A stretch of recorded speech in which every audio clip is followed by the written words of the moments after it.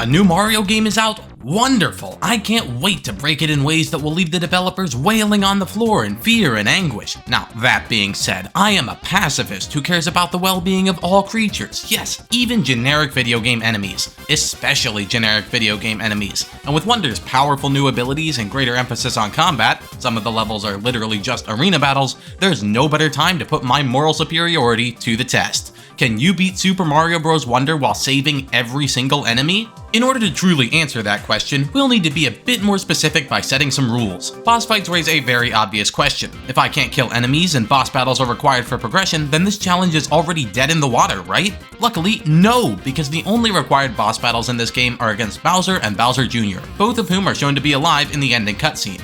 And there are multiple fights against Jr., so I can bash these baddies completely guilt-free. The real problem in this challenge comes from the sheer volume of ordinary enemies which populate most levels. I'm not allowed to crush, slap, incinerate, asphyxiate, or puncture any of these guys, obviously, but even if they die for any other reason, that's not allowed. Falling into lava or a pit or being taken out by friendly fire? Pure, abject failure. Even the flagpole and wonder flowers are dangerous, as they can cause enemies to just poof out of existence. As far as I'm concerned in this run, death is death and should be prevented at all costs. If I ever notice an enemy die, I'm required to immediately restart the level. Now, there are some caveats to this. Dispatching piranha plants that block courses on the world map is required for progression, so that doesn't count and neither do cutscenes. Lastly, if an enemy is off-screen and out of earshot, it doesn't matter because who knows what happens when you can't see it anymore. That being said, I will try to avoid enemies dying the moment the screen scrolls past. There is a certain amount of ambiguity in these rules, but I'll do my best to address any problems as they arise and maintain the spirit of the challenge. Oh, yeah, and I have to play as Mario. Invincibility would totally ruin this challenge. But you know what wouldn't ruin the challenge? Choosing to like the video and subscribe to my channel. If you enjoy it, of course. I mean, it still wouldn't ruin the challenge if you disliked, which you should totally do instead if you hate the video. Either way, leave a comment letting me know what you think. Now, let's get started. Mario and his many friends have traveled to the Flower Kingdom, a lazy plot device to facilitate all the ideas the level designers had. I mean, a fun and creative new Mario location. Actually, it can be both, why not? Bowser barges in, turns himself into a castle, and we're off on a classic but fresh Mario adventure. The first couple of stages aren't significantly changed by this challenge. Welcome to the Flower Kingdom. Sorry, I said that wrong. Welcome to the Flower Kingdom. This game sure does love its exclamation points. Anyway, level 1 is empty of enemies, except for a few sleeping Goombas that are trivial to avoid. The Wonder Flowers effects here have nothing to do with enemies, so that's 2 easy seeds to start off this challenge. Before I move on to level 2, I should probably talk about the new power-up this level introduces. Okay, as long as that is an official Nintendo product, you are not allowed to complain about my avatar anymore. Seriously, stop. I get it, not everyone can appreciate true beauty. But on the topic of power-ups, I mostly avoided them for this run. You'll still see a lot of footage with them because an extra hit point is always nice to have, and they do have their uses, but throwing out an attack every time I start to run isn't ideal when trying to preserve enemy life. Equipping a power-up drastically increases the chance of a dumb mistake that forces me to restart. Piranha Plants on Parade steps things up a notch by littering the level with those walking, whistling weeds.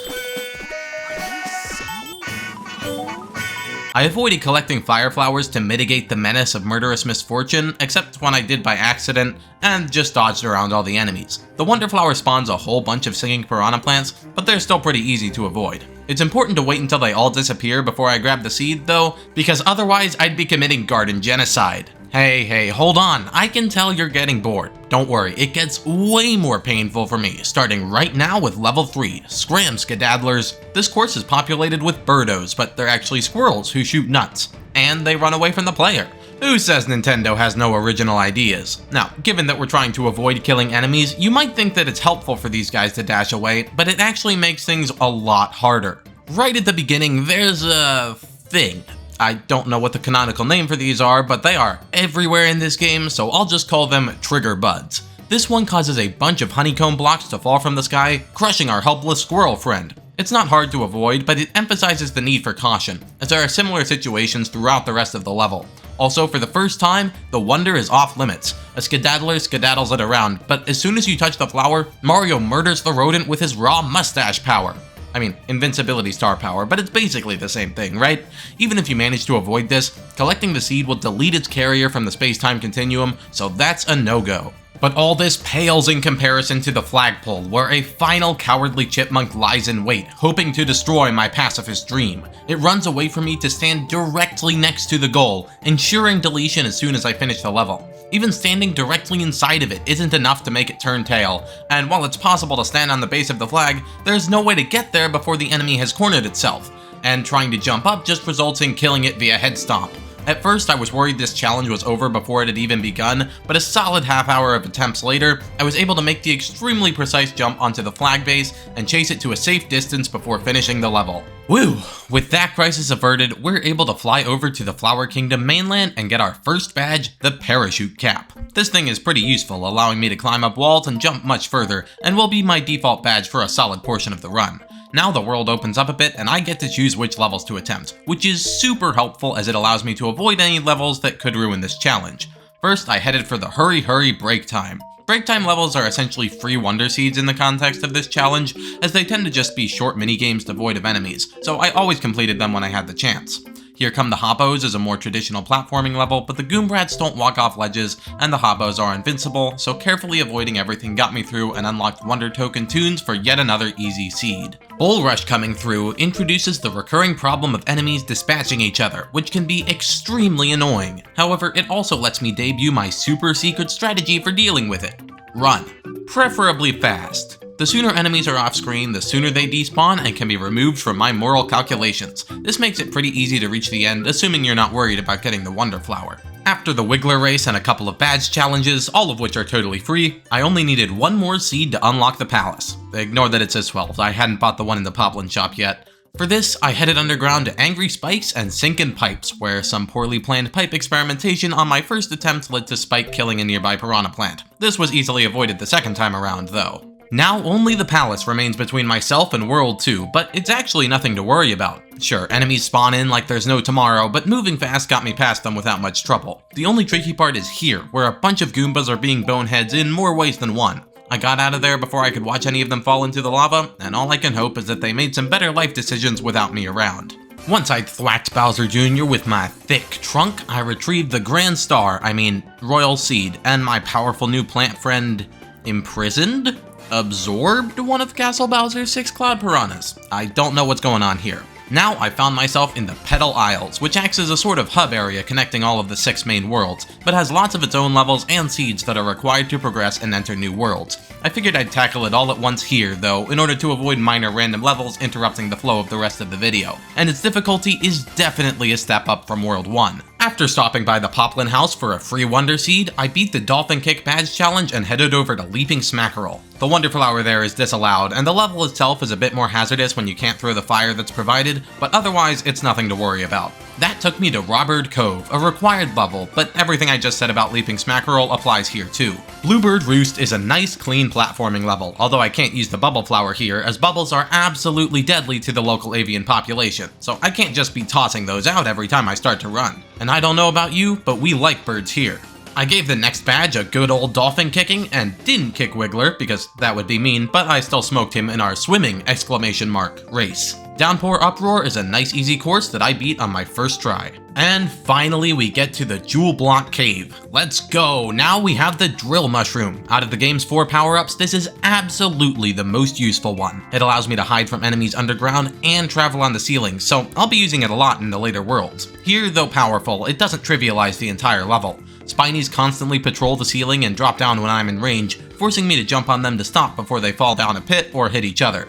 That's not a big deal once or twice, but I needed to do it several times throughout the level, and messing up is rarely afforded a second chance. The Wonder Flower had me chased by this giant down crusher thing, and while looking back this is a bit morally ambiguous, I'm just gonna go out on a limb and say he stopped chasing me when I got the seed. You know, his job was done and he went home. I respect it, dude.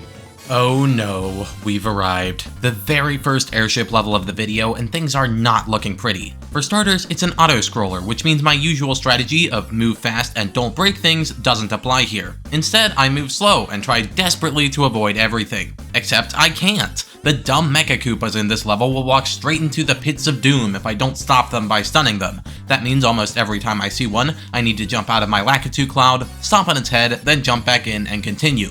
That's annoying enough on its own, but when dealing with bullet bills, the auto-scroll, and the Cloud's limited timer, it all adds up to something quite hellish. especially when you consider the slog I had to go through to get back to where I was after I made a mistake, but it is possible. The final wildcard appears at the end, a production line that results in Mecha Koopa murder when I press the button to finish the level. As far as I'm concerned, this is a cutscene and doesn't count, especially since Mario jumps off screen. But if you want to be annoying about this, you can be by leaving a comment saying that it should count and my run is invalid. That is your right, and it is my right to ignore your comment. Next up on the required path is Ma Mouthful, which is full of these cute critters who have a penchant for eating other enemies, and that's not gonna fly. Worse yet, this doesn't only happen at the beginning, but continuously throughout the whole level. There's hope, though. Jumping on a Mama's head will stun it temporarily, giving me time to run ahead and leave them behind, where I can only assume that it will change its mind and decide to be friends with the Goomba. Further on, things get harder. If I'm not fast enough, this poor Snoopa snail will be eaten. I have no clue if that's their actual name, but they're just slimier Koopa Troopas, so I think it makes sense. With perfect drill mushroom movement, I managed to get there in time. This kind of obstacle is repeated, but with fast movement and precise jumps to stun the Mamas before moving on, it's possible to make it through. There are some enemies loitering near the flagpole, but luckily the screen scrolls far enough that they aren't an issue. For that, I was rewarded with the Boosting Spin Jump badge, which would become my default for the rest of the run, that is to say, Worlds 4, 5, and 6. Muncher Fields might look like a nightmare at first glance, but these little guys are extremely resilient, and can only be killed by PAL blocks. The Wonder Flower is easy, and the flagpole doesn't even delete the Munchers, so that got me the last 2 seeds I needed to be able to enter World 6. Now, if you've played Mario Wonder, you'll know that it's heavy on the musical theming. Note blocks are everywhere, ground pounding does a cymbal crash, and power-ups or Wonder Flowers will often change a level's melody. So if you want to get the most out of all this sound design, you'll need to check out this video's sponsor, Prism XR, a rising star in the VR tech industry. They sent me their Vega T1 earbuds to test out, which I used to edit this video, and I think the results speak for themselves. I've been an AirPods Pro guy for a while now, not an Apple guy, there's a difference, and after testing these out, I think I can confidently say these are comparable in quality. Plus, the Vega has some nice extra features, like being able to bring up my phone's voice assistant. With their low latency and high flexibility, allowing virtual reality play during other calls, pass-through charging in VR, and a broad compatibility with other gaming devices between its Bluetooth and USB-C connection options, the Vega T1 can fit your needs at an extremely reasonable price. So click the link in the description and use the promo code for a 10% discount until December 31st. With all the worlds unlocked, let's jump back in time to tackle Fluff-Puff Peaks, which is required before unlocking most of the Petal Isles. A friendly poplin gives us a seed and a mission. Climb the mountain, get rid of the scamp and the silly mask, and grab the royal seed. Simple enough, I guess. Out in the Way Valley is pretty easy, because for once, the enemies are actually intelligent and capable of defending themselves. Unfortunately, the ice blocks getting kicked all over the place can pose a hazard to some of the other enemy types populating this area, but it's mostly not an issue. Pokepede Pass also isn't too bad, but has a couple minor issues related to the Wonder Flower and the flagpole. The flower itself won't affect enemies, but collecting the seed can, so I needed to lure this owl off screen before I did. A nearby Pokepede makes ending the level dangerous, but good timing will ensure that it's also off screen after scrolling to the right. And of course, the Wall Climb Jump Badge challenge is nothing to worry about. The good fortune continues with Condarts away. Although the Wonder Flower is unavailable because of the seed, the only thing to worry about in the rest of the stage is Condart-friendly fire, and by putting in some minor thought to manipulate them, that's easily avoided. The semi-hidden level Jump Jump Jump and the Spring Feet Badge challenge that follows it are both completely devoid of any antagonistic adversaries, netting me another 3 easy seeds, although I have no idea why anyone would willingly use the Spring Feet Badge. At this point, the Floating High Jump Badge challenge seemed like the obvious next stage, but the 2 piranha plants sitting at the end ruined that idea, and I had enough seeds to unlock up and down with puffy lifts at this point anyway. Things aren't off to a great start when a green Koopa Troopa tries to wander to its doom, so I mercifully stuffed it into its shell before getting the heck out of there. This scenario occurs a few more times before the end of the stage, but moving on quickly gives them the chance to rethink their life choices. But it's been smooth sailing for too long. The game knows it's time to throw another wrench in my hopes and dreams, which it does by materializing an airship from the ether, because why not? This flying battleship has many of the same problems as the previous one, such as auto-scrolling making restarts extra painful, but it's not quite so bad at first. It's easy enough to dodge around these firework guys, and their death explosions are never required for level progression, just accessing some secret areas and the Wonder Flower. So everything's fine and dandy until the Bob-Ombs come out to play. Right at the end of the level, a couple of Shovas are shoving some Bob-Omb cannons around, and this produces a serious hazard. Fortunately, the first instance of this can be solved by doing absolutely nothing, as the block will be pushed against the wall before a bomb can wander between them and get crushed. The next section is harder though, and requires an elephant power-up to push the Shova into this pit before it can hurt the bombs. Looking back, none of this seems too bad, but when this section takes over 3 minutes to get back to, every failure becomes more and more painful. The end of the level is once again full of death, but it's a cutscene, so I don't really care. After a little while spent attempting Countdown to Drop Down, which is absolutely horrible in this challenge for a variety of reasons, I pivoted to Pole Block Passage, which is great because the red Koopa Troopas require more than a single hit to kill, although I mostly tried to avoid them. Even the Wonder Flower here is possible, because collecting the seed warped me back to the level instead of deleting all the enemies around. Completing that unlocks the Cloud Cover Break Time, which brings my total to 14 seeds and unlocks the final palace. Once again, it's not too bad. I had to move fast to prevent bone plants from falling into the lava, but there were no other issues and an elephant fruit turned the boss battle into an absolute cakewalk. So going into World 3, I was feeling confident, and I was right to be. Sort of. World 3 took me under half an hour to beat, although it really should have been under a minute if this stupid Poplin just gave us the royal seed so we could save his country. No, I refuse to call him Master, especially when this idiot is in awe at our skills every time we finish a level.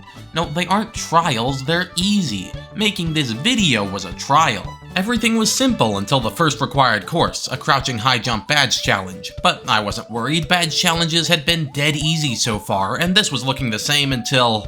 No! This was all going so well, and now my perfect run comes to an end because of one unfortunately placed fungi stalk? There's nothing that can be done. It simply can't be moved without killing it, and it can only get to the edge of the screen once the flag is touched. This is a sad day, but we'll press onwards for the minimum number of enemy deaths, and Tall Mushroom Enemy number 5 will live on in our hearts and memories. Rest in peace. Aside from this, the only noteworthy thing left to touch on is the Sugar Star Trials, where the Wonder Flower grants Mario a rain of invincibility stars. Normally this would be a nightmare for the challenge, but even invincibility only temporarily disables Sugar Stars and doesn't actually kill them. With a third Royal Seed to gobble up yet another of Bowser's Cloud Piranhas, we can move on to the Sunbaked Desert, where Bowser Jr. is channeling his inner Nestle Corporation. Self-destructing Snoodles compel quick movement, and I needed to wait for the Goomba at the end to waddle out of flagpole range, but we're off to a strong start here. This time, the Crouching High Jump Badge Challenge doesn't feature any nasty enemies who can screw me over. I took a break for some bouncy tunes, and bought an extremely cheap Wonder Seed from the hidden shop. The Wonder Flower in the Color Switch dungeon spawns a cosmic clone who is deleted when the seed is collected, which shall not be tolerated, but the rest of the level is puzzle solving and not much trouble. I took a couple breaks immediately afterward to turn the lights out and raise the stage, then completed another badge challenge for the Parachute Cap. Honestly, if you couldn't tell by now, there just isn't a whole lot to say about World 4. Armad's on the Roll has a couple tricky moments, but we've seen harder at this point. The Desert Mystery is totally possible, Wonder Flower and all, while the Treasure Vault break time and another 2 purchases brought my seed total high enough to unlock the Palace. And the Palace is also pretty easy, I don't know what to tell you. I even got the Wonder Flower just for the heck of it, and the boss fight functions normally. Well, I guess it was nice to have a little break before everything gets truly crazy, and trust me, it's going to. But first, let's spend a moment longer in the Eye of the Storm. After fixing a bridge and buying a seed, I needed 4 more, so I played my first level in the Fungi Mines. Upstream downstream can be solved just by going fast and not giving enemies a chance to walk off edges, which the drill power-up helps with immensely. They don't want you to know this, but you don't really need to beware the rifts, a healthy respect will do. The Tumble House unlocked afterward left me only needing a single seed to progress deeper into the mines. After throwing myself at Taylor's Toxic Pond for a little while, which I'm pretty sure is impossible because of this section at the end with a bunch of vulnerable Goombrats, I took another look at Light Switch Mansion. I thought the lights made it unviable because they kill the booze, but it turns out that activating the lights isn't needed at all to beat the level. And finally, the Fire Flower gets a legitimate use for this challenge, helping to light my path.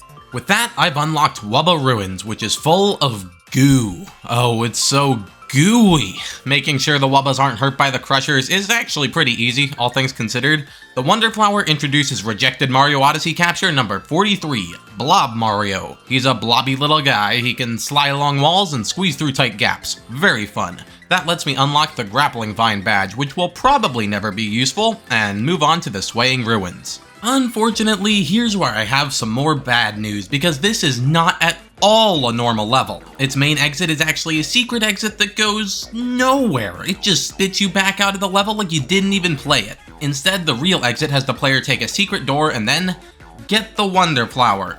Yeah, for the first time I'm actually forced to do the wonder instead of choosing voluntarily, and it goes about as well as you'd expect. As soon as the flower is touched, Baby Thwomp here gets poofed. 100% required for game progression. Ugh, let's add one to the counter. At least I get 2 seeds and the rest of the level isn't a problem. Poison Ruins is all that remains, and also has a mandatory Wonder Flower exit, this time featuring Blobby Mario. Most of the level comes prior to that though. Aside from not hitting the trigger bud to activate the rising poison / lava / vague boiling toxic goo, because that kinda seems like it would kill all the enemies in the area, I made sure to move any Koopa shells out of the way of Outmaways. During the final blob section, I stopped a shell from being kicked to certain doom, and the rest of the level is no trouble as far as this challenge is concerned. The final stage of the Fungi Mines, Operation Poplin Rescue, is basically a formality and doesn't feature enemies, just ooey gooey Mario. And now we're here. Every Mario game needs a final lava world, but Mario Wonder actually doesn't have one. Instead, we get the Deep Magma Bog. I appreciate the appropriate name, because it's magma as long as it's still inside the ground.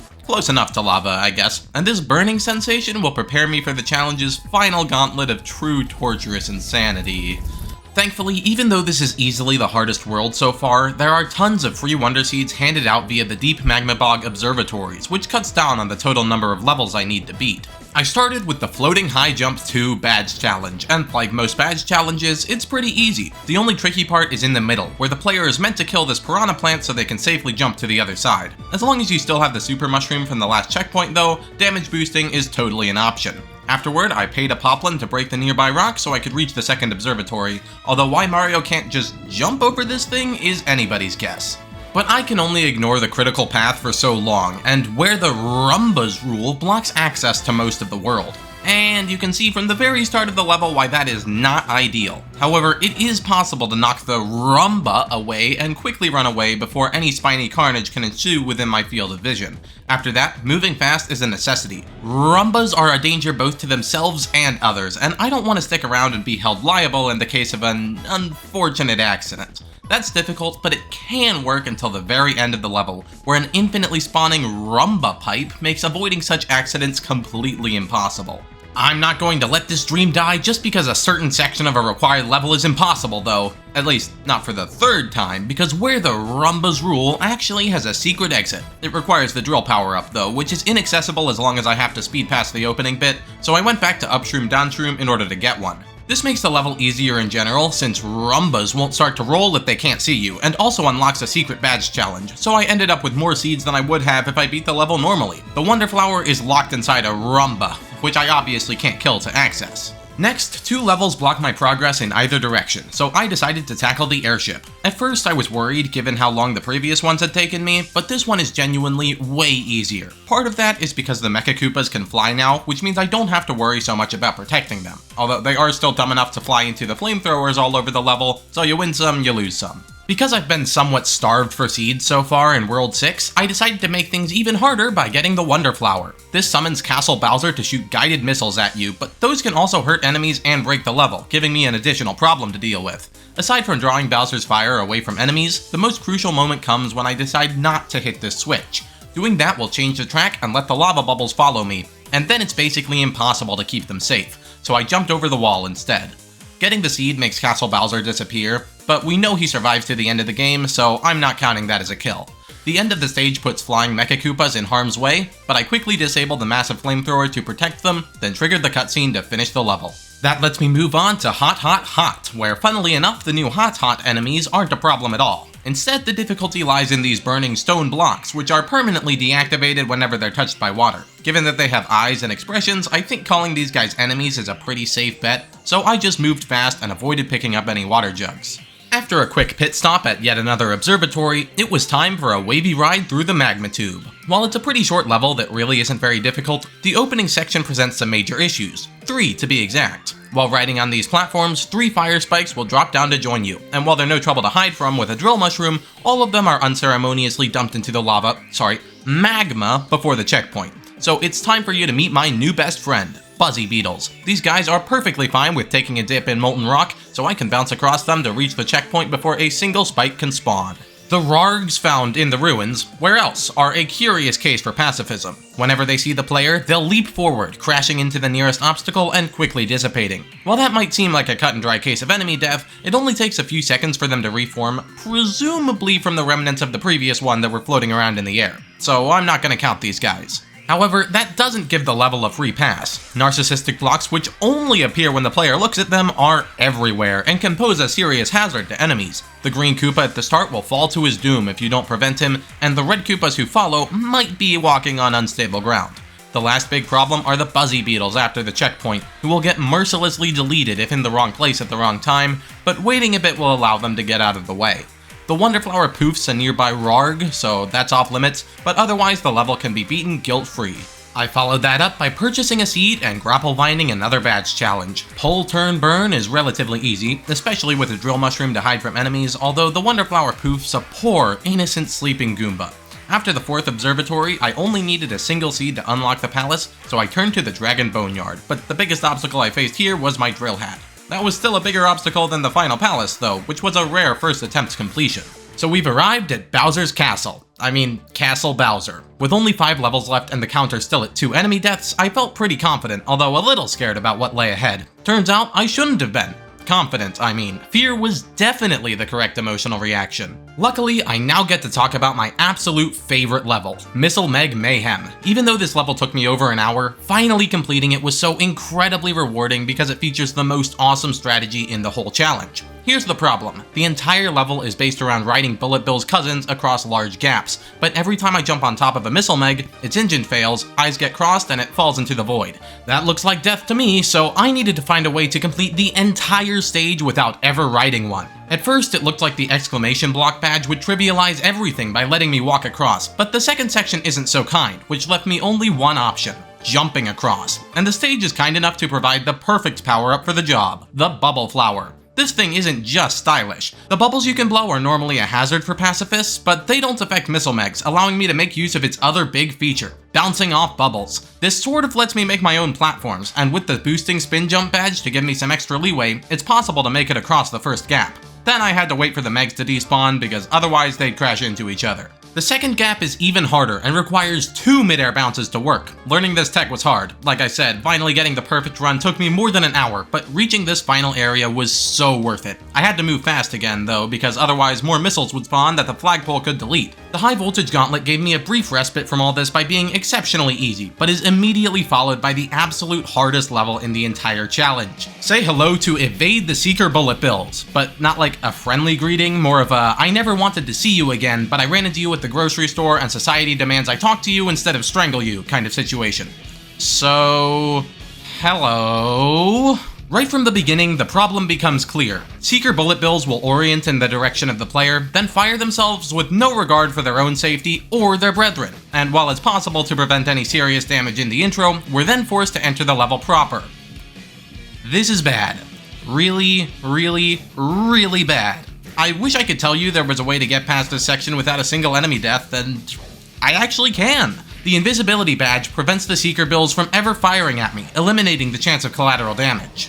Except it's not that simple. There are 2 badge challenges to unlock invisibility. The first in World 4 locked behind 2 levels, and the second in World 6 locked behind 25 Wonder Seeds. Obviously, that wasn't going to happen, so I took a closer look at the Sunbaked Desert, where I needed to take the secret exit in Shove-A Mansion, then complete Flight of the Bloomps. Bloomps isn't too hard for a pacifist, but Shove-A Mansion shoves a wrench straight into my plans. Killing the Shove-A is required to pass the first area, and another must die to access the secret exit. But 2 lives for 6 sounds like a moral trade, right? Except it's still not that simple. Even if this horrible section was removed, Evade the Seeker Bullet Bills would still take first place for difficulty, as the rest of the stage sees multiple scenarios of these enemies clustered together. And when you're invisible, moving pipes will kill these guys, so it doesn't even help that much. I could switch my badge after dying at the checkpoint, but that doesn't feel quite right to me, because whatever happens canonically after Mario respawns at a checkpoint is pretty unclear for this challenge. Besides, there is a way to significantly reduce the number of Seeker Bills that die during this section. By equipping the Grapple Vine badge and spamming it as you exit the pipe, then quickly jumping down the wall, it's possible for only 2 bills to be kills. This is stupidly difficult and incredibly inconsistent, but it's possible, and that's what I needed. Although, now it's time for a confession. I never achieved the minimum number of enemy deaths here. I'm like 99.9% sure that 2 is the minimum, but the rest of the level is so difficult that I never managed to have those be the only deaths. Instead, after multiple hours of attempts, I got my score as low as 3. At least the way the third one died was pretty funny. Otherwise, I managed to make it through this long moving pipe section with proper enemy manipulation, then blitzed my way through the final area to avoid responsibility for any potential mishaps. So there are 2 stages left and my death counter sits at 4. Fine, let's call it 4.5. Knucklefest Bowser's Blazing Beats is the exact kind of level I want from a challenge like this. Quick movement is a must, but the pump platforms restricted how fast I can move, so I repeatedly ground pounded them to get away from the enemies. Getting the Wonder Flower is required here, and adds a bit of ambiguity because it makes the boiling green goo stuff rise, which I didn't even notice during my playthrough. Still, these guys are dancing to the end and show no sign of pain, so I'm not going to add anything to the counter. Feel free to yell at me in the comments, you don't know whether they survived or not. But if you thought we were done with the ambiguity, I hate to disappoint you, because Bowser's Rage stage is the worst example in the entire game. It begins with a cutscene that kills 2 Goombas, although that's easy enough to dismiss. What's not are the 2 who wander straight into a pit, and while I could try to jump on their heads to split them apart and not land in the pit, some are still going to die, and that opens up a whole new can of worms, so I'm not touching that. The counter's up to 6.5. After that, the level turns into a giant wonder sequence complete with a dragon and singing plants. Most enemies that appear will end up off screen, although these piranha plants need to be defended from Spike so they can safely escape into their pipe. Spike is doomed though, there's nothing I can do. The last ambiguous section before the final boss fight comes as King Boo chases me, and is subsequently erased from existence. I don't know man, I wasn't thinking about all this stuff when I started making the video.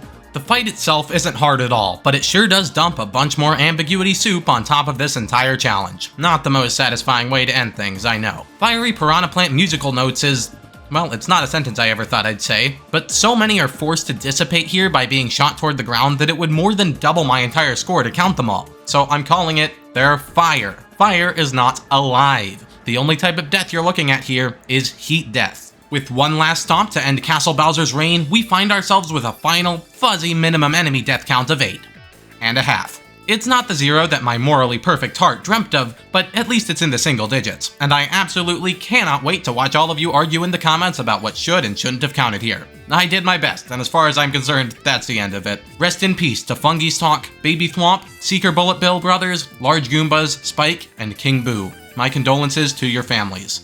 And so, this video ends on a bittersweet note, but I mean if you enjoyed it, then it's just sweet and good for you. Thanks for watching to the end, and have a wonderful day.